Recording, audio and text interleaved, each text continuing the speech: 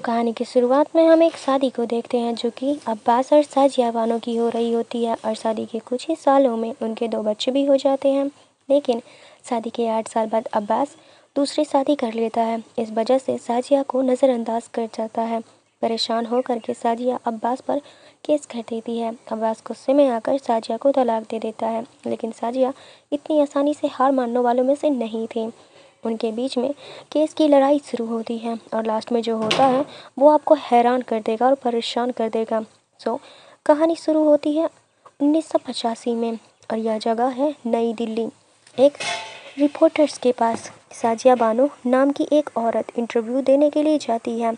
Reporter के जरिए पता चलता है कि साजिया तलाक के हक के लिए लड़ रही है। वह नाइंसाफ़ी के खिलाफ 10 साल से संघर्ष कर रही है। वह बोलती है कि वह अपने पति अब्बास खान से बहुत ज़्यादा प्यार करती थी, लेकिन आज वह उसी प्यार और अपने हक के लिए लड़ रही है। और अब सीन 1967 में चला जाता है। उत्तराखंड के एक शहर का जिला कोर्ट दिखाया जाता है। अब्बास खान वहाँ वकील के तौर पर अपना काम कर रहा था और साजिया बानो चोरी छिपे उसे देख रही थी। जब अब्बास की नज़र साजिया पर पड़ती है तो वह पास आकर कहता है कि मौलवी की बेटी को इस तरह छिपकर नहीं देखना चाहिए, ये शोभा नहीं देता। साजिया कहती है कि शादी से पहले थोड़ा छिपकर देख रही हूँ। इससे क्या पता चलता है कि अगले ही दिन अब्बास और साजिया की शादी होने वाली है।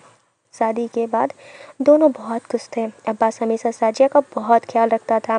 साजिया भी अक्सर ऑफिस के समय फ़ोन करके अब्बास का हाल लेती और अब्बास को यह बहुत अच्छा लगता था। इसी बीच साजिया प्रेग्नेंट हो जाती है।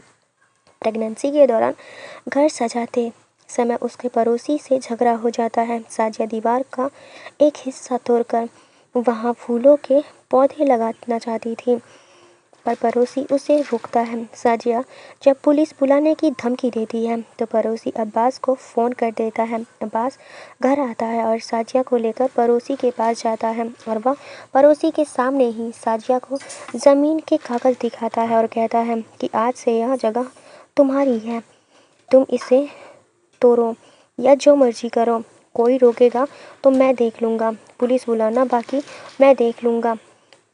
पति का ऐसा साथ देखकर साजिया बहुत खुश होती है। 1.5 साल बाद उसका बेटा होता है और दोनों बहुत खुश थे। कुछ साल बाद उनके घर में एक बेटी भी होती है, लेकिन इसके बाद जैसे अब्बास का प्यार खत्म होने लगता है, वह पहले की तरह साजिया का ख्याल नहीं रखता। ऑफिस के समय साजिया फ़ोन करती तो वो उसे उठाता भी नहीं था। एक दिन जब पड़ोसी का लड़का और साजिया के बच्चे कुत्ते के साथ खेल रहे होते हैं तो पड़ोसी साजिया को बहुत खरी खोटी सुनाता है। साजिया मदद के लिए अब्बास को फ़ोन करती है, लेकिन अब्बास मीटिंग में होने की बात बोल करके फ़ोन कट कर देता है कि तुम खुद संभाल लो।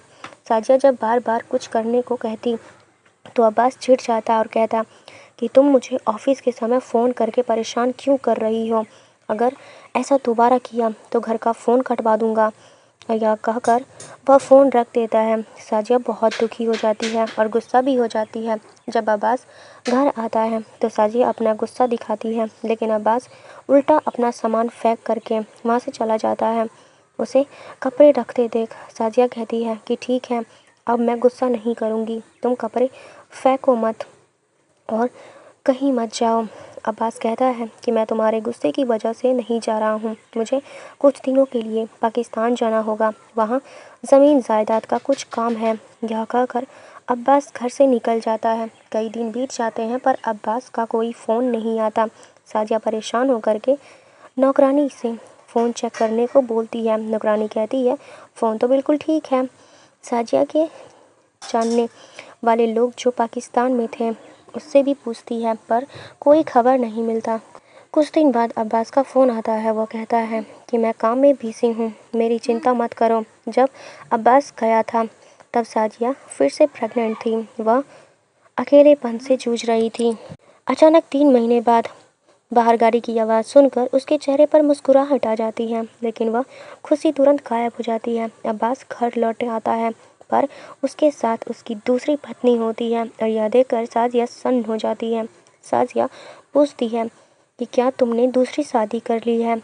जवाब उसकी सास देती है कि सास कहती है कि सायरा मतलब जो दूसरी पत्नी है उसके परिवार का हमारे ऊपर बहुत कर्ज था, इसीलिए अब्बास को मजबूरन में यह शादी करनी पड़ी। साजिया फिर से वही सवाल करती है। फिर सास बीच में बोलती है कि सायरा का पति मर चुका है, वह बेचारी अनाथ थी, इसीलिए अब्बास ने उससे शादी की। साजिया को गुस्सा आता है और वह कहती है कि मुझसे बिना पूछे दूसरी शादी क्यों की। सारा उल्टा उससे ही सुनाने लगती है कि 1 घंटा हो गया है और बाहर नई बहू खड़ी है, उसे घर के अंदर ले जाना होगा। सायरा घर के अंदर आती है और पड़ोसी भी उसे देखने पहुंच जाते हैं। साजिया किसी तरह खुद को संभालती है और पड़ोसियों के सामने मामला संभाल लेती है। इसके बाद अब्बास साजिया को समझाते हुए कहता है कि आज तुमने पड़ोसियों के सामने जो किया वैसे कोई नहीं करता। असल में हालात ऐसे थे कि मुझे शादी करनी पड़ी। तुम चिंता मत करो, सायरा तुम्हारा कोई हक नहीं छीनेगी। मैं उसे बाहर वाले कमरे में रखूँगा, वह तुम्हारी प्रेगनेंसी में मदद भी करेगी। अब्बास आगे कहता है कि मैं सिर्फ तुमसे ही ज़्यादा प्यार करता हूँ और तुम ही हमेशा मेरी पहली पसंद रहोगी। यह सब सुन करके साजिया को थोड़ा सा शांति मिलता है। अगले दिन जब साजिया रसोई घर में खाना बना रही थी तो सायरा मदद के लिए आती है और साजिया भी उसे काम करने देती है। लेकिन जब खाने की टेबल पर सायरा खाना परोसने लगती है तो साजिया उससे हाथ से बर्तन छीन लेती है और खुद खाना परोसती है। तभी सास आकर के सायरा को सबके साथ खाने के लिए टेबल पर बैठने को बोलती है तो साजिया को बिल्कुल भी पसंद नहीं आता। उसी दोपहर जब साजिया छत पर कपड़े सुखाने के लिए जाती है तो सायरा आकर के उससे कहती है कि उसे कुछ सामान चाहिए। साजिया उसे बाजार ले जाने के लिए तैयार हो जाती है। यह देखकर पड़ोस की एक औरत ताना मारती है कि सौतन के लिए बड़ा प्यार उमड़ रहा है। दोनों बाजार जाती हैं। साजिया सायरा के लिए अपनी पसंद की चीज़ें खरीदने लगती हैं। यह देखकर सायरा भड़क जाती है और कहती है कि आप यह क्या खरीद रही हैं? यह सब अब्बास को बिल्कुल भी पसंद नहीं है। क्या आपको लगता है कि अब्बास मुझे सिर्फ अपनी देखभाल के लिए यानी कि आपकी देखभाल के लिए यहाँ पर लेकर आया है? तो आपकी सोच गलत है। सायरा आगे कड़वा सच बताने लगती है और कहती है कि मैं और अब्बास पहले से ही प्यार करते हैं। आपकी शादी से भी पहले अब्बास मुझसे प्यार करता था। मेरी शादी कहीं और तय हो चुकी थी, इसलिए उसने आपसे शादी की। आप भले ही उसकी पहली पत्नी हो मगर मैं उसका पहला प्यार हूँ। मेरे पहले पति की मौत की खबर सुनते ही वह मेरे पास आ गया था। वह तो उसी दिन मुझसे शादी करना चाहता था पर मैंने मना कर दिया। असल में अब्बास के लिए मैं प्यार हूँ और आप तो बस चैरिटी हो। यह सुनकर साजिया के पैरों तले ज़मीन खिसक जाती है। उसे यकीन नहीं होता कि जिसे उसने इतने साल से प्यार किया उसने सिर्फ दया की वजह से उसे साथ रखा। साजिया भारी मन से घर आती है और अब्बास से पूछती है कि क्या आप सायरा को पहले से ही जानते थे? अब्बास बेरुखी से जवाब देता है, हाँ तो क्या करोगी तुम? साजिया कहती है, उसे तो आपकी हर पसंद और नापसंद का पता है, यहाँ तक कि वह आपकी पसंद के कपड़े के बारे में भी जानती है। अब्बास गुस्से में आकर साजिया को चुप रहने को बोलता है। साजिया कहती है कि मैं आपकी बेगम हूँ। शादी के बाद आपने कभी मेरा नाम नहीं लिया, आज नाम क्यों ले रहे हो? अब्बास अब साजिया को सोने को बोलता है। आधी रात को साजिया बाहर वाले कमरे के पास जाकर के सुनती है कि अब्बास और सायरा हंसी मजाक कर रहे हैं और यह सुनकर उसे बहुत दुख होता है। फिर भी वह कुछ नहीं बोलती, सब कुछ सुन लेती है। धीरे धीरे घर में सायरा का राज चलने लगता है और इसी बीच में साजिया का एक और बच्चा होता है। साजिया अपने तीनों बच्चों को पालती है और दूसरी तरफ अब्बास सिर्फ सायरा के साथ मजे लेता है। वो यह सब साजिया के सामने ही करता है और साजिया का दिल पत्थर हो जाता है और टूट जाता है और बर्बाद हो रहा होता है। वो अपने दिल पर पत्थर रखकर ये सब बर्दाश्त करती जा रही थी। एक वक्त आता है जब सायरा भी प्रेग्नेंट हो जाती है और दूसरी तरफ साजिया की शादी की सालगिरह आती है। वह खुशी खुशी नाश्ता लेकर अब्बास के ऑफिस पहुंचती है। अब्बास उस समय मीटिंग कर रहा था।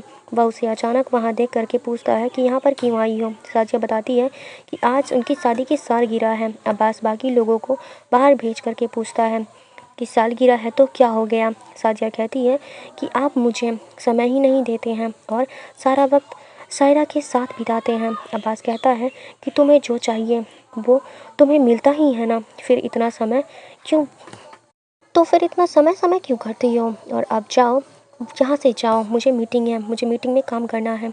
वह और भी कई कड़वी बातें बताता है, बोलता है, जिसे बाहर खड़े लोग भी सुन रहे होते हैं। साजिया को बहुत ठेस पहुंचती है और वह बच्चों को लेकर के अपने मायके चली जाती है। इधर अब्बास अपनी मेज पर रखी साजिया की तस्वीर देख करके अपनी गलती महसूस करता है। वह फूल लेकर के घर पहुंचता है, पर उसे पता चलता है कि साजिया चली गई है। साजिया अपने बच्चे को अपने पिता के मददसरे में डाल देती है। एक दिन पिता बताते हैं कि अब्बास का फ़ोन आया है और उसे बच्चों का हाल पूछा है उसने। साजिया पूछती है कि क्या उन्होंने मेरे बारे में पूछा? तो फिर कहते हैं कि नहीं। काफ़ी दिन बीत जाते हैं। साजिया बस अब्बास के फ़ोन का इंतज़ार करती है, पर अब्बास अपने घमंड में रहता है। एक दिन सास का फ़ोन आता है और वह कहती है कि बहुत दिन हो गए हैं और अब घर वापस आओ। साजिया कहती है कि अगर अब्बास मुझे माफ़ी मांगेंगे मैं तभी यहाँ वापस आऊँगी। माफ़ी की बात सुनकर सास गुस्सा हो जाती है और अब्बास भी चुप रहता है। साजिया मन ही मन सोचती है कि अगर अब्बास एक बार सॉरी कह देंगे तो वह बिना कुछ सोचे वापस चली जाएगी, लेकिन अब्बास बच्चों के खर्चे के पैसे भी नहीं भेजता। मजबूरी में साजिया एक दिन अपने पिता के साथ अब्बास के घर आती है और वहाँ आकर के बोलती है और देखती है कि सायरा का एक बच्चा भी हो गया था। अब्बास अपने बेटे को देख करके काफ़ी ज़्यादा खुश होता है। साजिया अब्बास को अलग से बात करने के लिए बुलाती है। जब अब्बास आता है तो साजिया पूछती है कि आप कैसे हैं? अब्बास उल्टा सवाल करता है कि यहाँ पर क्यों आई हो? साजिया कहती है कि अपने कई महीनों से बच्चों का हाल भी नहीं पूछा और खर्चे के पैसे भी नहीं भेजे थे। यह सुनकर अब्बास ताना मारता है, तो क्या तुम सिर्फ पैसों के लिए आई हो? साजिया कहती है कि बच्चे सिर्फ मेरे अकेले के नहीं हैं, मैं ही सब संभालूं। अब्बास कहता है कि मैंने तुम्हें जाने के लिए तो नहीं कहा था, तुम खुद गई थी क्योंकि तुम मेरी दूसरी पत्नी को बर्दाश्त नहीं कर पाई हो। साजिया जवाब देती है कि आपने मुझे बताकर शादी नहीं की थी। तब अब्बास ऊंची आवाज़ में कहता है कि दूसरी शादी करके उसने पुण्य का काम किया है। इस पर साजिया कहती है कि पुण्य कमाना है तो हज कीजिए, दूसरी शादी क्यों की? अब्बास गुस्सा होकर के कहता है कि तुम असली मुस्लिम नहीं हो, इस्लाम में दूसरी शादी की इजाज़त है। ऐसा कहती है कि मुझे इस्लाम मत सिखाइए, आपने कभी कुरान नहीं पढ़ा और आप 5 वक्त की नमाज भी नहीं पढ़ते और जुम्मे की नमाज के लिए भी आपको ज़बरदस्ती भेजना पड़ता है। अब्बास बात घुमाते हुए कहता है कि तुम सहरा से चलती हो, इसीलिए घर छोड़कर चली गई थी। साजिया मान लेती है कि हाँ, मुझे उससे जलन होती है, वह मुझसे ज़्यादा सुंदर है, ज़्यादा पढ़ी लिखी है और आप उससे मुझसे ज़्यादा प्यार करते हो। मैंने तो सब कुछ सच बोल दिया और आप भी अब सच कहिए, क्या आप उसे पहले से जानते थे? क्या उसके पति की मौत की खबर सुनकर आप उसके पास भागे चले गए थे? अब्बास और भी भड़क जाता है और कहता है कि तुम शादी को खेल समझती हो, तभी घर छोड़कर चली गई थी। साजिया कहती है कि खेल मैं समझ रही हूँ या फिर आप? एक औरत शादी के बाद क्या चाहती है कि उसका आपको तो पता भी नहीं है। बहस बढ़ती है और अब्बास उसकी बेइज्जती करने लगता है। साजिया कहती है कि मैं यहाँ सिर्फ अपने बच्चों के लिए आई हूँ, अपने हर महीने बच्चों के लिए 400 रुपये देने का वादा किया था। इतना कहकर वह चली जाती है। घर पहुँचने पर साजिया के पिताजी को कुछ समझ में नहीं आता है कि मामला सुलझाकर बेटी को ससुराल भेज दो, लेकिन पिता साजिया का साथ खड़े होते हैं और कहते हैं कि तू जो भी फैसला करेगी मैं तेरे साथ हूँ। साल 1975 आ जाता है और 8 साल की शादी के हक के लिए साजिया एक वकील के पास आती है। वह अब्बास के नाम पर केस करना चाहती थी, पर वकील अब्बास का नाम सुनकर हैरान हो जाता है। साजिया कोर्ट में अब्बास के खिलाफ मामला दर्ज कराती है, जिसे अब्बास की असिस्टेंट सुन करके उसे बता देती है। साजिया का केस कोर्ट में आता है। जब जज वकील के बारे में पूछते हैं तो साजिया कहती है कि उसकी कोई भी वकील नहीं है और वह खुद अपनी बात रखेगी। वह बताती है कि उसका पति अब्बास उसके 3 बच्चों का ख्याल नहीं रख रहा है, इसीलिए वह केस करने आई है। जज यह सुनकर उसे काजी के पास जाने को बोलता है। साजिया कहती है कि वहाँ जाने से कोई भी फ़ायदा नहीं हुआ, इसलिए यहाँ पर आई हूँ। साजिया कहती है कि अगर मैं किसी का कत्ल करूँगी तो क्या आप केस लेंगे? फिर यह केस क्यों नहीं ले रहे हैं? तभी वकील बेला जान और उसके साथ ही फराज सैद धारा 125 के तहत साजिया का केस लड़ने को तैयार हो जाते हैं। अब्बास का असिस्टेंट उसे बताता है कि धारा 125 का मामला है, इसमें जेल भी जाना पड़ सकता है। यह सुनकर सायरा डर जाती है और अब्बास से कहती है कि सिर्फ 400 रुपये की बात है, मामला सुलझा लीजिए। अगले दिन अब्बास साजिया को बुलाता है और पहले बच्चों का हाल पूछता है और फिर कहता है कि तुम्हें कोर्ट नहीं जाना चाहिए था। साजिया बोलती है कि मैं भी केस नहीं करना चाहती थी, अगर सुलह हो जाए तो अच्छा है। अब्बास अब अपना सारा गुस्सा निकालता है और कहता है कि मैं सिर्फ सारा से प्यार करता हूँ, तुमसे नहीं करता। वह कह देता है कि मैं तुमसे पहले भी सारा को ही चाहता था और तुमसे शादी की थी, सिर्फ ये एक मेरी गलती है। इतना कहकर वो उसे पैसे देता है और साजिया को 3 तलाक दे देता है। साजिया तो समझ नहीं पाती कि अचानक उसके साथ यह क्या हो गया। ना सिर्फ साजिया बल्कि अब्बास की माँ और बहन भी हैरान हो जाते हैं। माँ कहती है कि इतना बड़ा फैसला लेने से पहले एक बार भी मुझे नहीं बताया। अब्बास कहता है कि उसने धारा 125 के तहत केस किया है, इसलिए तलाक देकर मैं उसे इस हक से बाहर कर दिया। वह कहकर कि कोर्ट में मेरी इज्जत है, मेरा रुतबा है। दूसरी तरफ साजिया बुरी तरह टूट जाती है और रोते हुए अपने घर आती है। जब वह घर पहुंचती है तो अब्बास नौकरानी के हाथों साजिया का सारा सामान भिजवा देता है। साजिया सिलाई मशीन चलाकर अपने दुख को भुलाने की कोशिश करती है। इसी बीच वकील और बेला फराज आ करके उसे संभालते हैं। साजिया उन्हें बताती है कि उसे 2 तलाक दिया गया है और वह एक बार में 3 तलाक हैं।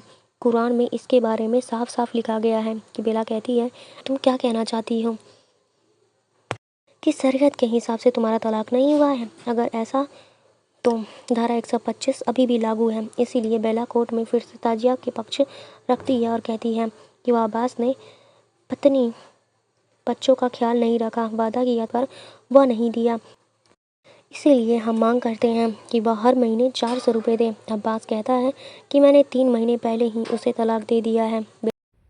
इसी तरीके से हमारा फर्स्ट पार्ट खत्म होता है। आई होप कि आपको वीडियो काफ़ी अच्छा लगा। अगर लगा तो प्लीज़ एक लाइक, कमेंट, शेयर, सब्सक्राइब ज़रूर करें। मिलते हैं नेक्स्ट पार्ट के साथ, तब तक के लिए अलविदा। Thank you for watching.